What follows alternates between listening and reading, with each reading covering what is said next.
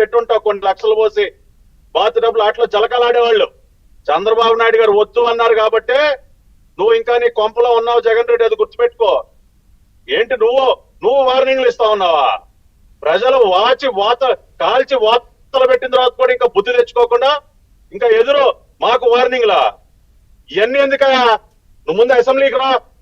ఈ బయట ఉండి మాటలు ఎందుకు మాట్లాడుతూ ఉన్నావు నువ్వు ముందు అసెంబ్లీకి రా. పులివెందుల శాసనసభ్యుడు నువ్వు రా, అసెంబ్లీకి రా. నీకు అసెంబ్లీలో నుంచి మాట్లాడే ధైర్యం లేదు.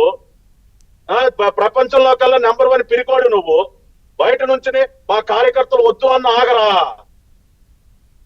తమాషాలుగా ఉందా? ఇవాళ మా ఓర్పుని సహనాన్ని మేమేదో సంయమనం పాటిస్తున్నాం కదా అని చెప్పి ఊరుకునే రెచ్చగొడితే మాకు తెలుసు ఏ రకంగా ఒక నిమిషం పట్టదు మా స్టాండ్ మార్చుకోవడానికి. కానీ ఇవాళ కేవలం రాష్ట్రంలో మళ్ళీ అశాంతి నెలకొనకూడదు. నువ్వు కోరుకునేది అదే కదా. రాష్ట్రం మళ్ళీ రావణ కాష్టంలాగా మండిపోవాలి, అల్లర్లు జరగాలి, గొడవలు జరగాలి, రోడ్ల మీద సైకో మోకలు తిరగాలి. అప్పుడు నువ్వు ఆనందంగా ఉంటావు. నీ కుట్ర ఫలించకూడదని చెప్పే మేము ఓర్పుగా ఉన్నాం. నువ్వు కోరుకునేది కూడా అదే. నెలకు 100 కోట్లు బడ్జెట్ పెట్టావంటే అది కూడా నీ గుమస్తాగాడితో తాడిపల్లి. నీ గుమస్తాగాడు మొన్న రాష్ట్రంలో ఉన్నటువంటి రౌడీ మొక్కల్ని, సైకో మొక్క నాయకులందరినీ పిలిచారంట. నెలకు 100 కోట్లు అంట కదా బడ్జెట్. ఏది అల్లర్లు సృష్టించడానికి.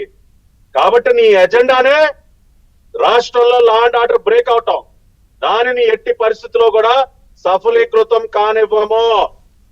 ఇవాళ మొన్ననే మొత్తం ఆఫీసర్లందరినీ కూడా నీకు బూట్ పాలిష్ చేసే బ్యాచ్ అంతా కూడా పక్కన ఇవాళ విఆర్ లో ఉన్నారు.